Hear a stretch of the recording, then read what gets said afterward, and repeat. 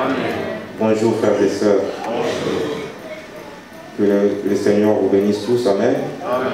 Bon, notre Dieu est vraiment bon, comme nous venons de chanter, comme nous venons de le reconnaître dans les différents cantiques que nous avons chantés dans ce lieu, dans ce culte. Donc notre Dieu, Jésus est Seigneur, il est vraiment bon. Donc nous sommes reconnaissants pour tout ce qu'il fait pour nous, ce que nous pouvons comprendre et ce que nous ne pouvons pas, ce que nous n'avons pas encore compris. Amen. Donc soyez bénis dans le nom puissant de notre Seigneur Jésus. Donc voilà, merci Seigneur pour cette occasion que nous avons tous de nous réunir en tant qu'Église de Dieu. Le corps du Christ, nous sommes le corps du Christ. Lui-même, il est la tête. Même si vous ne le réalisez pas vraiment, mais une fois que vous faites partie de l'Église, le jour où le Saint-Esprit est venu habiter en vous, vous faites partie du corps du Christ. Amen. Donc quand la Bible dit quand une partie du corps souffre, tout le corps souffre. Et quand une partie du corps se réjouit, tout le corps se réjouit. Amen. Ça c'est vraiment le mystère de l'Église que nous sommes. Amen. Je ne sais pas comment vous avez passé votre semaine. Peut-être qu'elle était une très très bonne semaine. Peut-être que vous étiez dans pas mal de problèmes, vous étiez tourmenté parce que la semaine était dure, parce que vous avez eu à faire face à des expériences qui étaient difficiles. Mais là aussi, laissez-moi vous dire que le Seigneur est là pour nous soutenir. Amen. Je pensais, moi, je lisais les jours passés, je lisais un psaume qui dit, c'est David qui parle dans ce psaume, il dit l'Éternel terminera ce qu'il a commencé pour moi. Amen. Donc soyez rassurés, quelle que soit l'expérience, quel que soit ce que vous traversez, que l'Éternel terminera lui-même ce qu'il a commencé pour vous. Amen. Ce que Dieu a commencé, peut-être un homme, personne ne pourra le terminer, mais lui, il est capable de le terminer. Peut-être que vous vous demandez s'il a déjà commencé quelque chose avec moi. Bien sûr, il a commencé. Depuis le jour où vous l'avez reçu, il a commencé quelque chose avec vous. Et il le mènera à terme. Amen. Donc ce matin, j'ai choisi de parler avec vous de Pilate, que nous connaissons tous. J'aimerais parler du dilemme de Pilate.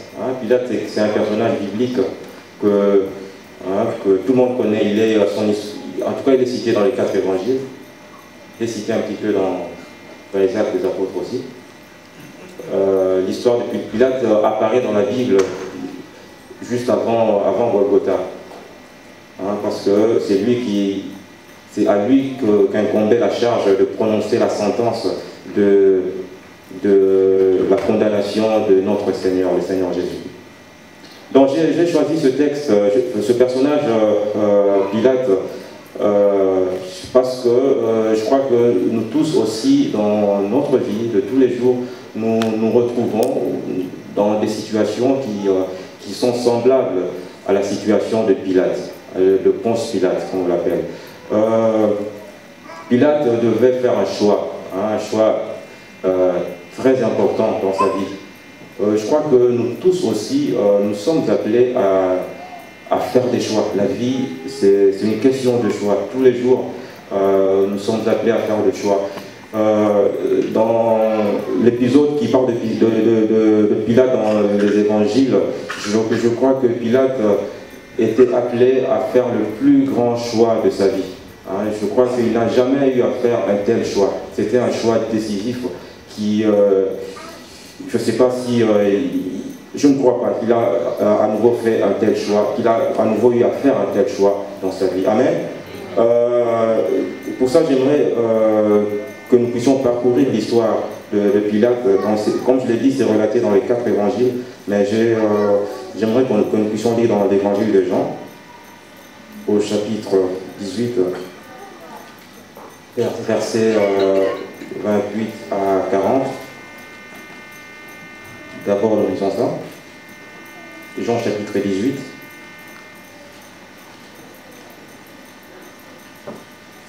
dont nous parlons aujourd'hui, du dilemme de Pilate. Nous lisons Jean chapitre 18, à partir du verset 28. Nous lisons: ils conduisirent Jésus de chez Caïphe au prétoire. C'était le matin. Ils n'entrèrent point eux-mêmes dans le prétoire, afin de ne pas se souiller et de pouvoir manger la Pâque. Pilate sortit donc pour aller à eux, et il dit: quelle accusation portez-vous contre cet homme? Ils lui répondirent: si ce n'était pas un malfaiteur, nous ne te l'aurions pas livré. Sur quoi Pilate leur dit: prenez-le vous-même et jugez-le selon votre loi. Les Juifs lui dirent: il ne nous est pas permis de mettre personne à mort. C'était afin que s'accomplisse la parole que Jésus avait dite lorsqu'il indiqua de quelle mort il devait mourir. Pilate rentra dans le prétoire, appela Jésus et lui dit: es-tu le roi des Juifs? Jésus répondit: est-ce toi-même que tu dis cela, ou d'autres te l'ont-ils dit de moi? Pilate répondit: moi, suis-je juif? Ta nation et les principaux sacrificateurs t'ont livré à moi. Qu'as-tu fait? Mon royaume n'est pas de ce monde, répondit Jésus. Si mon royaume était de ce monde, mes serviteurs auraient combattu pour moi, afin que je ne fusse pas livré aux Juifs. Mais maintenant, mon royaume n'est point d'ici-bas. Pilate lui dit: tu es donc roi? Et Jésus répondit: tu es dit, je suis roi. Je suis né et je suis venu dans le monde pour rendre témoignage à la vérité. Quiconque est de la vérité, écoute ma voix. Pilate lui dit: qu'est-ce que la vérité? Après avoir dit cela, il sortit de nouveau pour aller vers les Juifs. Et il leur dit: je ne trouve aucun crime en lui. Mais comme c'est parmi vous une coutume que je vous relâche quelqu'un à la fête de Pâques, voulez-vous que je vous relâche le roi des Juifs? Alors de nouveau tous s'écrièrent: non, pas lui, mais Barabbas. Or Barabbas était un brigand. C'est tout. Nous lisons aussi Jean chapitre 19, versets 1 à 16. Juste tournons la page 19, 1 à 16.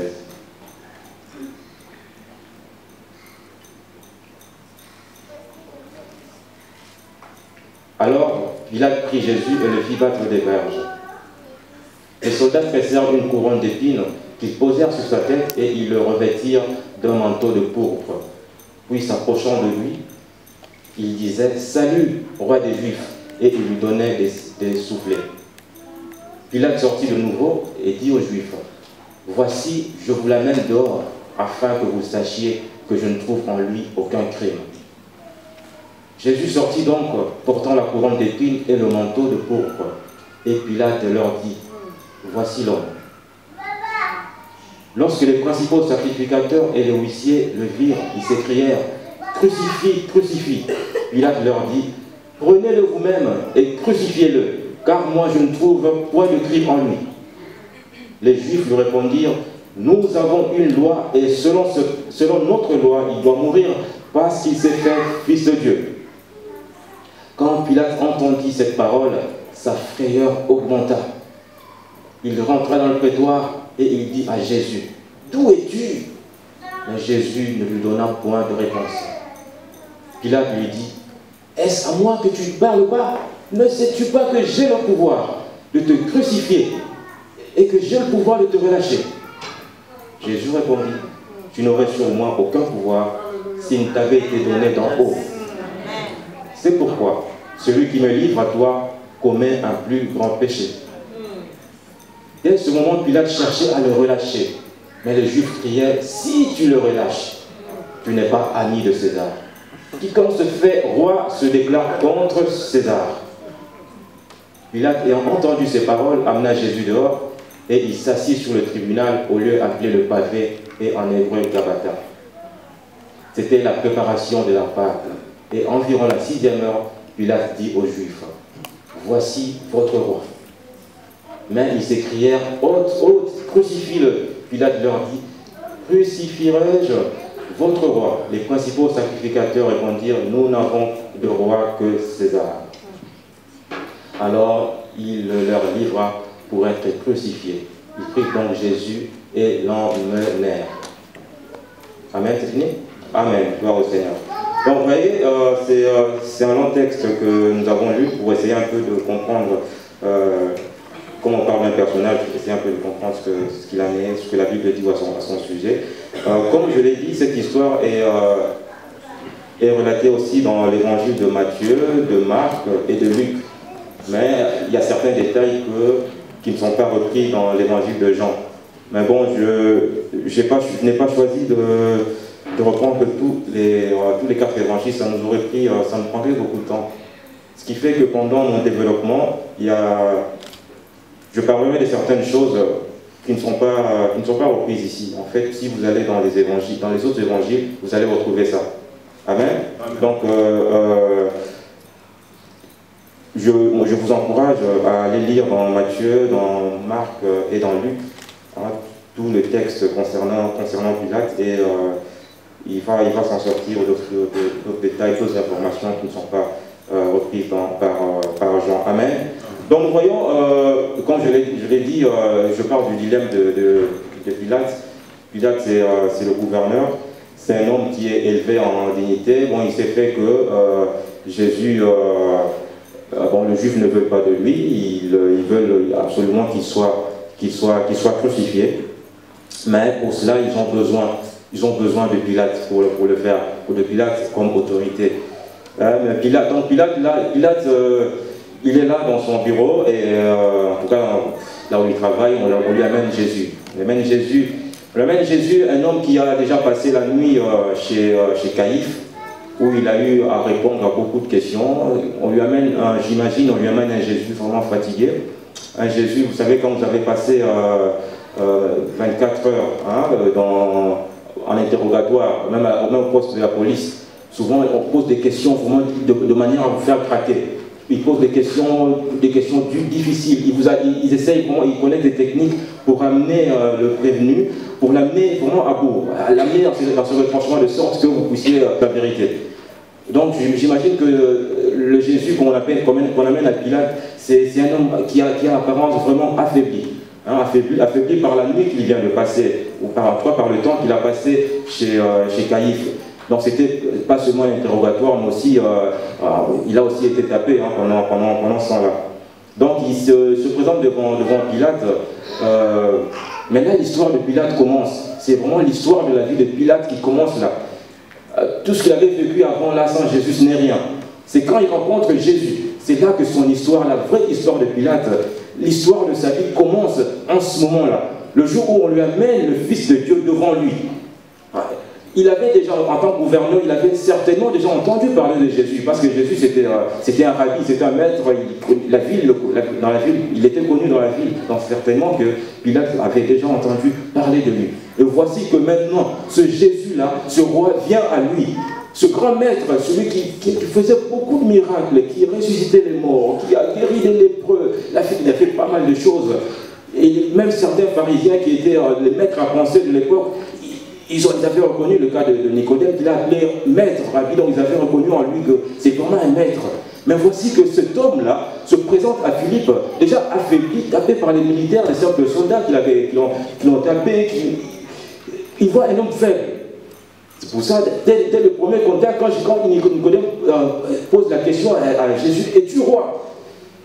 Jésus lui dit, bon, tu le dis, est-ce que tu le dis de toi-même ou tu l'as déjà entendu? Et puis, je crois qu'il s'attendait à ce que cet homme qu'il voit affaibli là ne puisse pas être... Bon, peut-être en tant qu'autorité, il pensait peut-être mater Jésus une fois pour toutes. Et Jésus lui donne une réponse cinglante. Bon, quand il voit Jésus répondre de cette manière, alors Pilate lui dit, ne sais-tu pas que j'ai le pouvoir de te relâcher ou de mettre fin à ton supplice? Moi j'ai ce pouvoir-là. Et Jésus lui dit, ok, donc personne ne peut avoir le pouvoir si cela n'est lui donné d'en haut. Amen. Dans d'autres versions, dans d'autres textes, là, il est dit que Pilate a eu peur. Il a entendu ça, mais c'est quoi cette histoire? C'est quoi cet homme qui me parle ainsi? dans toute l'autorité qu'il a eue là devant le Seigneur, il a eu peur. Il n'en revenait pas. Cet homme qui vient à lui, qui lui dit que ce pouvoir-là que tu as, ça ne m'impressionne pas. La Bible a dit que toute grâce excellente, tout don parfait descend du ciel, du Père de lumière, en qui il n'y a ni changement ni ombre de variation. Puis là, tu ne le savais pas, Jésus le lui a rappelé. Donc je crois que Jésus rappelle à chacun d'entre nous que la position que tu as, c'est parce que Dieu un jour a donné son feu vert. C'est pas parce que tu es tellement intelligent, tu as un diplôme, parce qu'il y a aussi d'autres personnes qui ont des diplômes, qui sont aussi intelligentes ou plus intelligentes que toi, mais qui n'ont pas cette position-là. Amen. Donc ce que tu l'as reçu du ciel. C'est Dieu qui a fait que tu es ce que tu as. C'est Dieu qui a fait que tu sois ce que tu es. Donc Jésus, dans cette faiblesse-là, dans cette faiblesse apparente, a rappelé une vérité fondamentale à Pilate. Ah, Pilate a reculé. Et là, il peut dire, mais cet homme, je crois qu'il est différent de ce que je vois. Il a l'air faible, mais il est fort. Alléluia. Le Seigneur, parfois il paraît faible, mais il est fort. Le Seigneur est fort, alléluia. Ton Seigneur est fort. Il fait trembler les rois. Il fait trembler des seigneurs. Jésus-Christ de Nazareth. Alléluia. Et l'interrogatoire continue. Alors Pilate, il se rend compte que le crime dont est accusé Jésus, par rapport à ce qu'il entend, il ne voit pas pourquoi le condamner. Mais quand il rencontre Jésus, pendant qu'il interroge Jésus, ça c'est pas relaté ici par Jean, mais par d'autres évangélistes. Quand il rencontre Jésus, sa femme lui envoie un message. Il dit, mais ne te mêle pas des histoires de ce monsieur-là. J'ai été tourmenté durant la nuit. J'ai fait des cauchemars à cause de lui. C'est injuste. Ça, c'est la femme lui envoie. Quand il entend ça, mais il a été troublé. Elle dit, mais c'est qui cet homme? À peine je le rencontre. À peine je le rencontre, il commence à s'occuper de ma vie privée. À peine je l'ai vu. À peine je l'ai vu. Il est rentré dans ma chambre. À peine je l'ai vu. Il a été tourmenté, ma femme, dans son sommeil. C'est Jésus. Quand vous rencontrez Jésus, il n'y a plus de vie privée. Quand vous rencontrez Jésus, il va dans votre intimité. Vous n'avez plus rien à cacher. Alors ne lui cache rien, parce qu'il connaît tout. Et il a le pouvoir de t'intimider. Alléluia. Dis, ne fais pas de mal. En tout cas, ce procès-là laisse les Juifs s'occuper de leurs problèmes. J'ai été tourmenté la nuit à cause de ce juste. Donc Pilate se rend compte que Jésus, ce monsieur-là qui est devant lui, d'abord il lui fait peur en disant que ce pouvoir-là, ça ne lui fait pas peur, ça vient de Dieu. Et ensuite, voilà qu'il s'occupe, voilà qu'il vient même dans sa chambre à coucher. Pas seulement ça. Alors Pilate commence à chercher le moyen de se débarrasser de ce phénomène, de se débarrasser de ce Seigneur qui est devant lui. Comme je l'ai dit, cette rencontre, c'est la plus grande rencontre de Pilate, de toute la vie de Pilate. Et le choix qu'il était appelé à faire, c'était le plus grand, c'était le choix le plus important de sa vie. Donc nous sommes comme Pilate aujourd'hui. Quand nous rencontrons le Maître, nous avons à faire le choix le plus important de notre vie. Et quand il vient dans ta vie, quand tu le rencontres, il va toucher à ta vie privée. Et pas seulement ça, Pilate c'était un homme public, c'était un gouverneur. Il était certainement nommé par César. Je ne sais pas s'il était élu, j'en sais rien, en tout cas je ne crois pas, parce qu'il était romain. Il a été imposé là-bas chez les Juifs. En tout cas, c'est un homme public. Et les Juifs qui sont devant lui disent, Pilate cherche à libérer le Seigneur, parce qu'il doit prendre une décision concernant le Seigneur. Il ne veut pas prendre la décision, mais il est obligé de prendre une décision concernant le Seigneur. Mon frère, ma soeur, pour ce qui est du Seigneur, que tu le veuilles ou non, tu es obligé de prendre une décision. Amen. Tu ne peux pas échapper à la question de Jésus. Le monde ne peut pas échapper à la question de Jésus. Pilate cherche à se débarrasser de ce problème de Jésus. Le juif le lui ramène toujours. Ils lui disent, Pilate, tu dois prendre une décision. Il faut qu'il soit condamné. Pilate se rend compte que Jésus n'a commis aucun crime. Il n'y a pas lieu de le condamner. Mais les juifs lui disent, tu dois prendre une décision. Et ils disent pas seulement ça, ils disent aussi, si tu ne prends pas de décision, tu n'es pas ami de César. Voilà qu'ils introduisent Jésus dans la vie publique, dans la vie professionnelle de Pilate. Pilate a une vie professionnelle bien remplie. Il a une vie professionnelle, on peut dire, réussie. C'est un homme, on peut dire à la manière des hommes, c'est un homme accompli. Il a une bonne position. Il est gouverneur. Les gens lui disent, les juifs lui disent, tu dois prendre une décision concernant Jésus. Donc, quelle que soit ta position, tu dois prendre une décision concernant Jésus. Ils disent, et si tu ne prends pas une décision favorable, tu n'es pas ami de César. Pilate se retrouve dans une position telle qu'il y a devant lui, il y a le juif, le monde, il y a le juif devant lui, il y a Jésus à côté, et de l'autre côté, il y a César, il y a les juifs, il y a Jésus, il y a César. Les juifs lui disent, tu dois choisir entre Jésus et César. Ça, c'est grave. César, c'est la carrière de Pilate. César, c'est la vie de Pilate. César, c'est la réussite de Pilate. César, c'est l'argent. César, c'est tout ce qu'on peut imaginer. César, c'est la gloire. Mais on lui dit, tu dois choisir entre César et Jésus. Mais il n'y a pas d'alternative. Tu ne peux pas choisir les deux.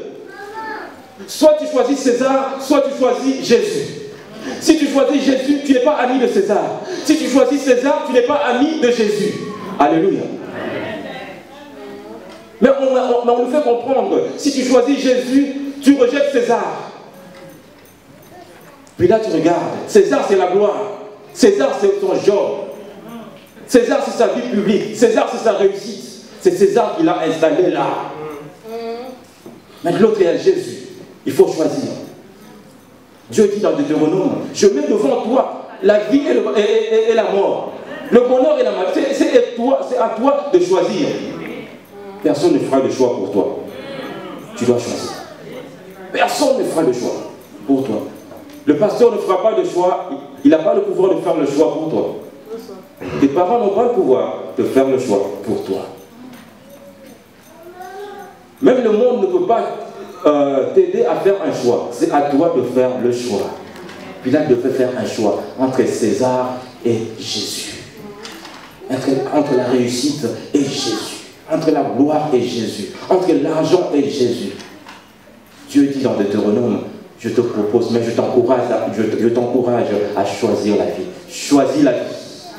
Choisis le prince de la vie. Choisis Jésus. Il te donnera tout ça. Il te donnera ce qui est plus que tout ça. Plus que César.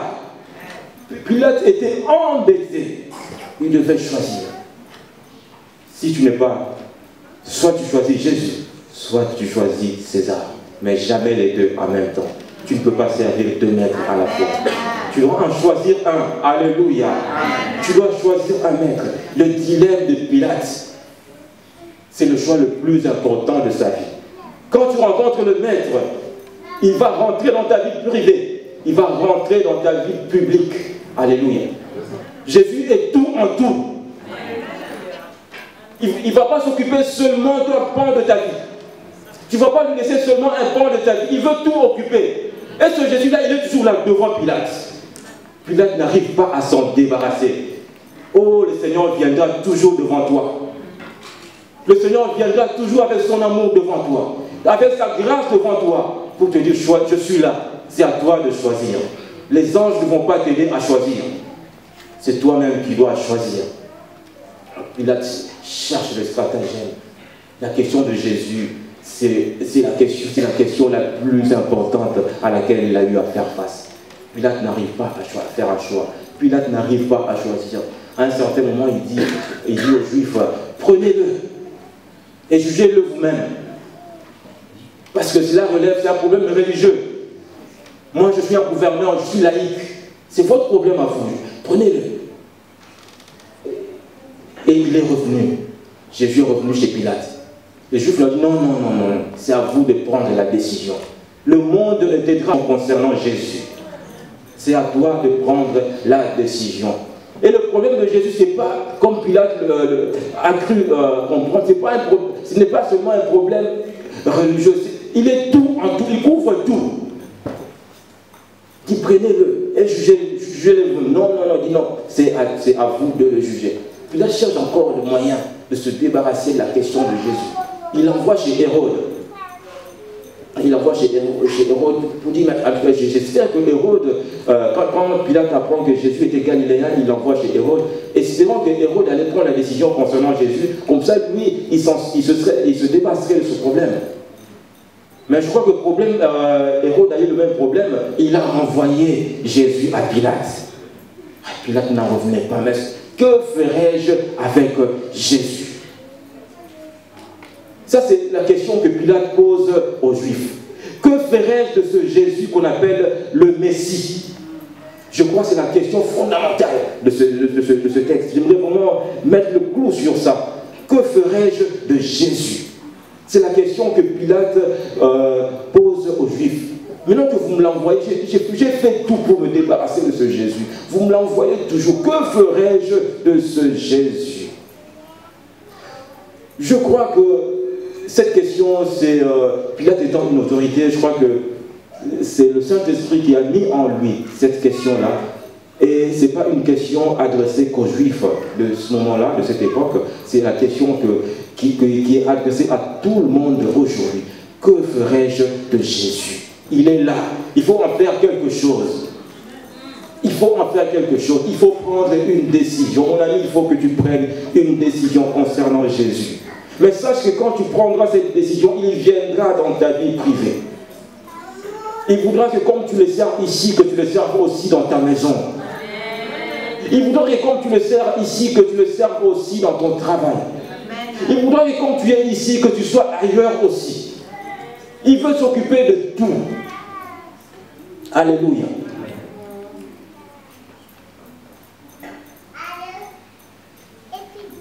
Alors Pilate est très embêté. Il dit, que ferais-je de ce Jésus qu'on appelle Christ? Le monde dit, crucifie-le. Crucifie-le. Vous savez, le monde ne peut que rejeter le Christ.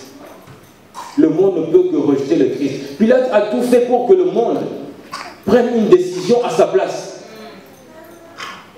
Le problème était tellement fort que Pilate voulait que quelqu'un d'autre prenne la décision. Il a essayé, les Juifs, ils n'arrivaient pas. Il a essayé Hérode, il n'arrivait pas. La question de Jésus revenait tout le temps devant lui. Jésus revenait tout le temps devant lui. Comme aujourd'hui, Jésus revient tout le temps devant toi. Et Pilate te pose la question, la Bible te pose la question aujourd'hui, que ferais-tu de ce Jésus qui est devant toi? Il faut que tu fasses un choix. Et il n'y a pas de demi-mesure. Il n'y a pas de demi-mesure. Donc tu dois, soit tu prends Jésus, soit tu prends César. Et tu ne peux pas prendre les deux. La décision de Pilate, c'est quelque chose de très important. Faire un choix pour Jésus. Que ferais-je de celui qu'on appelle Christ? Celui qu'on appelle Christ est devant toi. Et il veut que tu prennes une décision par rapport à ta vie. Pour qu'il s'occupe complètement de ta vie. Et Pilate a considéré sa situation. Pilate a considéré tous les avantages qu'il avait avec César.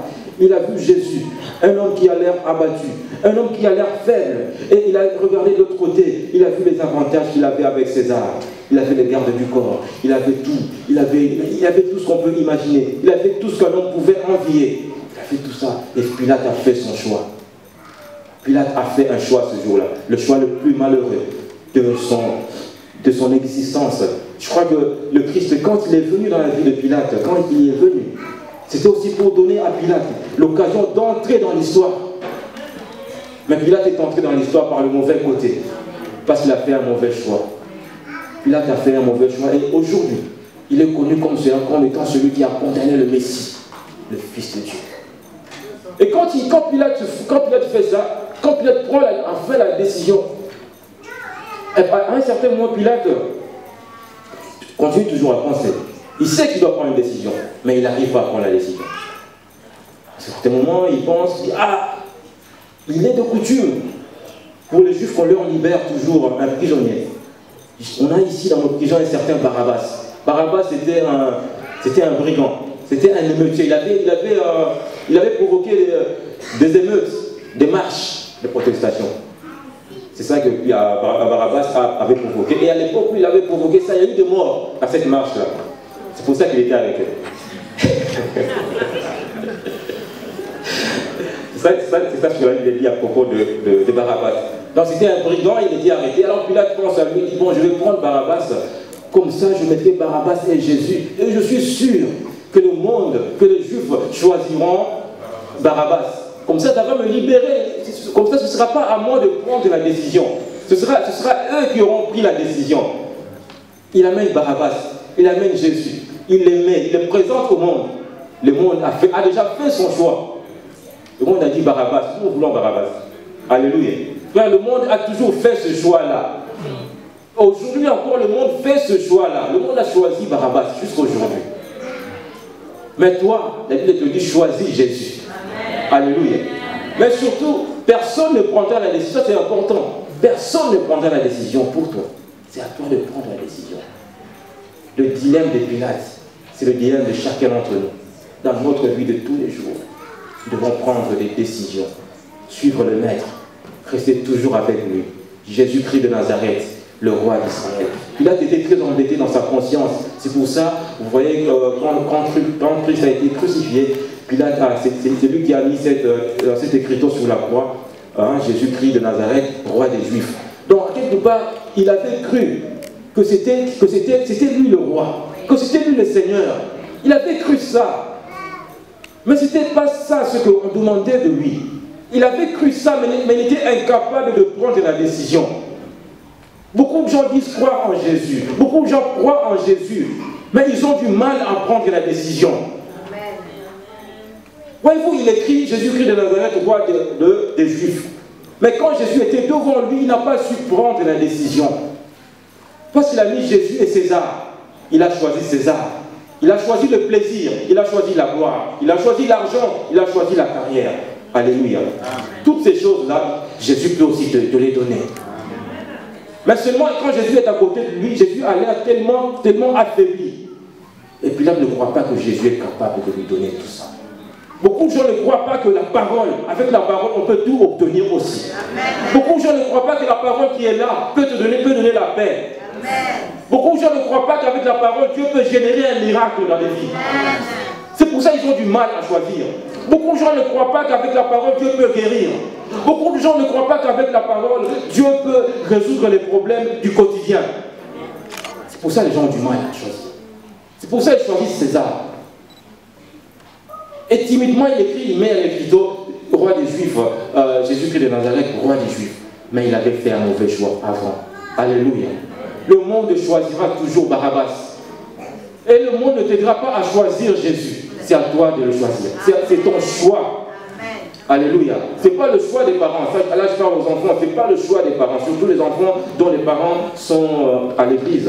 Ils croient que la foi des parents, c'est leur foi. Ce n'est pas le choix des parents, c'est ton choix. Le Seigneur veut aujourd'hui que tu prennes une décision, que tu fasses un choix, le choix personnel. Donc voyez-vous, Jésus a été promené à plusieurs reprises. Mais à chaque fois, il revenait, il se faisait que Jésus se retrouvait à chaque fois devant Pilate, pour que Pilate prenne une décision. Alléluia.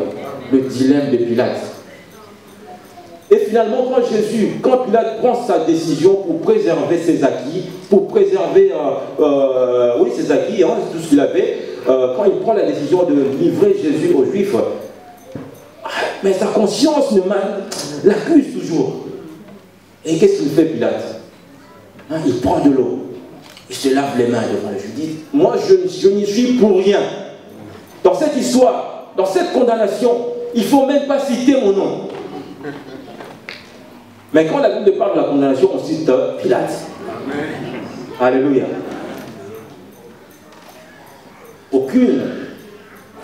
Aucune cérémonie religieuse ne pourra t'aider à faire un choix concernant Jésus. Alléluia. C'est pas le fait qu'il s'est lavé les mains, là, cette cérémonie-là, il se lavait les mains devant les gens, c'est comme du théâtre. C'est pas ça. Dieu voulait une décision, Dieu voulait le cœur de Pilate. Dieu n'avait pas besoin de ça, qu'il se lave les mains pour se justifier, pour se soustraire de cette situation. Mais Dieu voulait le cœur de Pilate. Jésus voulait le cœur de Pilate. Jésus voulait que Pilate prenne une décision. Il se présente devant Pilate. Pilate lui demande, c'est quoi la vérité? Il a dit que Jésus ne répond pas, il regarde. Il dit, je suis là, moi, la vérité. Celui que tu demandes, la question que tu poses là, je suis la vérité personnifiée, je suis là, la vérité. Il ne répond pas. Beaucoup de gens, pour prendre la décision de Jésus, ils attendent que Jésus leur parle encore, je ne sais pas, de manière extraordinaire.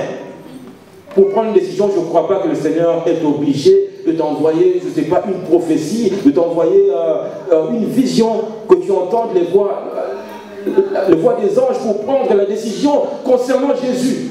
Je ne crois pas qu'il va parler à nouveau de cette manière. Il parlera simplement par la parole comme maintenant là. Il dit Jésus est là, prends la décision. Hein? Pilate voulait que Jésus lui explique encore des choses. Jésus n'avait plus rien à lui dire. Et je crains qu'il arrive un moment où Jésus n'a plus rien à te dire. Parce que tu as du mal à t'engager. Parce que tu as du mal à prendre une décision. Que ferais-je donc de celui qu'on appelle Christ? Ça, c'est la question que Pilate pose aux Juifs. C'est la question que je crois le Saint-Esprit pose à chacun d'entre nous dans son cœur. Que ferais-je de ce Jésus? Qu'est-ce que tu fais de ce Jésus qu'on te prêche tous les jours? Toi qui viens à l'église, toi qui es engagé, que ferais-tu de ce Jésus? Qu'est-ce que tu fais de lui? Quel est l'impact de ce Jésus dans ta vie? Quel est l'impact de ce Jésus dans ta vie privée? Quel est l'impact de ce Jésus dans ta vie professionnelle, dans ta vie publique? Quel est l'impact de ce Jésus? Alléluia. Choisis la vie. Je te propose aujourd'hui la vie et la mort, le bonheur et le malheur. Choisis Jésus. Choisis la vie. Choisis la vie. Et tu auras le bonheur. Hein, Pilate n'a pas su choisir son bonheur. Hein, il s'est trompé quant à la définition même du bonheur. Vous savez, à un certain moment, on prend des décisions difficiles. Certainement que si Pilate avait pris la décision ce jour-là, devant tout le monde, s'il avait dit, moi je choisis Jésus, certainement que César, de là où il était, il aurait entendu ça, et Pilate, certainement, il aurait perdu son boulot. Certainement, il ne serait plus gouverneur. Et ça aurait été très malheureux pour lui. Hein, quand il a considéré ça, il dit non, c'est pas possible. Et ça, c'est pas la Bible qui le dit. Certains historiens disent que 7 ans après, plus ou moins 7 ans après la crucifixion de Jésus, Pilate a quand même été mis dehors par César. Alléluia. Là, il avait choisi César, mais César l'a mis. Moi, je sais que c'est les historiens, certains historiens qui disent ça. Non, je ne vais pas m'attarder sur ça, mais toujours est-il que la Bible nous encourage à choisir Jésus, à choisir la vie. N'aie pas peur. N'aie pas peur quand tu as César, quand tu as à faire un choix entre César et Jésus. Ce que tu crois perdre avec César, Jésus est capable de te le donner. Il est capable. Jésus est capable ce soir, tel qu'il était ce matin, aujourd'hui, tel qu'il était capable il y a 2000 ans en Israël. Il est capable. Jésus dit à Pilate, ne sais-tu pas que tout pouvoir, tu ne peux avoir sur moi aucun pouvoir si cela ne t'avait été d'en haut. Celui qui donne le pouvoir, c'est celui qui est d'en haut. C'est celui qui est en haut, mon frère, ma soeur. Alors n'aie pas peur de le choisir. N'aie pas peur de le choisir. Il est là et il est capable. Il est capable de faire face à tes inquiétudes. Quand tu as peur de choisir, tu es inquiet de faire un choix. Tu as peur de lâcher parce que tu te dis que deviendrai-je? La question de Pilate, je crois qu'il se posait cette question, que deviendrai-je quand j'aurai fait ce choix? Mais Jésus, j'ai la confiance de la parole de Dieu, que quand tu auras fait le choix, il s'occupera de toi. Alléluia. Jésus-Christ s'occupera de toi. Alors fais un choix. J'ai beaucoup aimé ce texte, j'ai beaucoup aimé ce Dieu d'amour. Hein, Jésus s'est arrangé, le Seigneur s'est arrangé de manière à venir à plusieurs reprises devant Pilate. Pendant que Pilate se posait la question, Jésus était là. Il était là dans son amour. Il était là, le Dieu de grâce, pour lui dire, Pilate, n'oublie pas. Pilate prend la bonne décision. Mais c'était quelqu'un qui semblait fatigué, qui semblait anéanti par le monde. Alléluia. Parfois on peut avoir l'air de rien. Mais le Seigneur, c'est celui qui est fort, c'est le Seigneur. Hein, Paul dit quelque part, on nous prend pour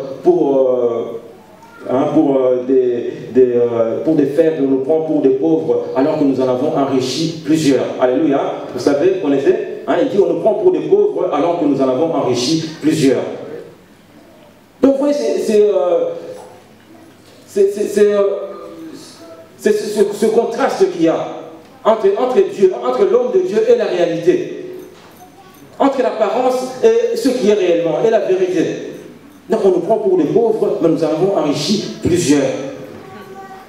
Hein? Et ce Paul-là qui était peut-être, qui avait une écharpe, on ne sait pas très bien ce quoi, en tout cas, c'était certainement une faiblesse dans sa chair, mais malgré ça, il a sauvé des gens, il a guéri les gens. Vous voyez ce que le Seigneur fait, ce contraste qu'il y a avec le Seigneur, entre ce que l'œil voit et ce qui est réellement. Alléluia. Alors pour prendre la décision, ne compte pas sur ce que tu vois. Ne compte pas sur ce que tu vois. Compte sur ce que la parole de Dieu dit. Ce qui est important, c'est ce que la parole de Dieu dit à ton sujet. Pas ce que tu vois, pas ce que tes sens perçoivent. Alléluia. Hein? Pilate a regardé Jésus. Ah non, j'ai le pouvoir. Vous savez, j'ai le pouvoir de te relâcher ou de te libérer. Quelle déclaration! Quelle déclaration devant Dieu! Devant Dieu fait homme, devant celui que les anges adorent. Tu te plaît, tu dis, moi j'ai le pouvoir. Quel pouvoir? Oh mon frère, ma soeur, même si tu crois avoir le pouvoir, il est temps que tu apprennes à t'agenouiller devant ce Seigneur-là.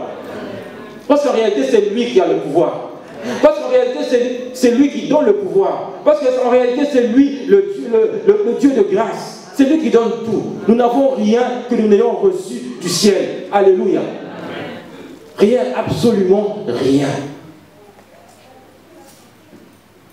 Que ferais-je de celui qu'on appelle Christ? Ça, c'est la question importante que je vous appelle tous à vous poser dans votre cœur. Qu'est-ce que je fais de ce Jésus? Qu'est-ce que je fais de ce Jésus? Aujourd'hui, Jésus veut entrer dans ta vie privée. Il veut entrer dans ta vie publique. Il veut bouleverser ta vie. Pilate s'est rendu compte que Jésus était en train de bouleverser sa vie et il n'a pas aimé ça. Hein, parce qu'il est là au prétoire, sa femme lui envoie déjà des paroles, des messages pour dire que non, j'ai été tourmenté, ne condamne pas. Donc sa femme veut forcer sa décision. Donc voyez-vous, même sa femme n'a pas réussi à le faire prendre une bonne décision. Donc c'est pour dire que cette décision-là, elle est tellement personnelle. Elle est tellement personnelle. Et il n'y a personne sur la terre ou dans le ciel qui t'aidera à prendre cette décision. Elle est à toi cette décision. S'il y a une chose qui t'appartienne, ce n'est pas l'argent. S'il y a une chose qui t'appartienne, ce n'est pas la gloire. S'il y a une chose qui t'appartienne, c'est de prendre la décision de suivre le Maître. De prendre la décision, soit de couronner Jésus, soit de le condamner. C'était ça. Veux-tu couronner Jésus comme roi ou veux-tu le condamner? Le monde a fait son choix.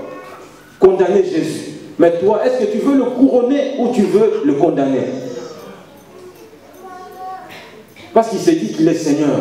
Pilate a posé toutes les questions. Es-tu le roi Jésus? Et tu le dis. Tu le dis.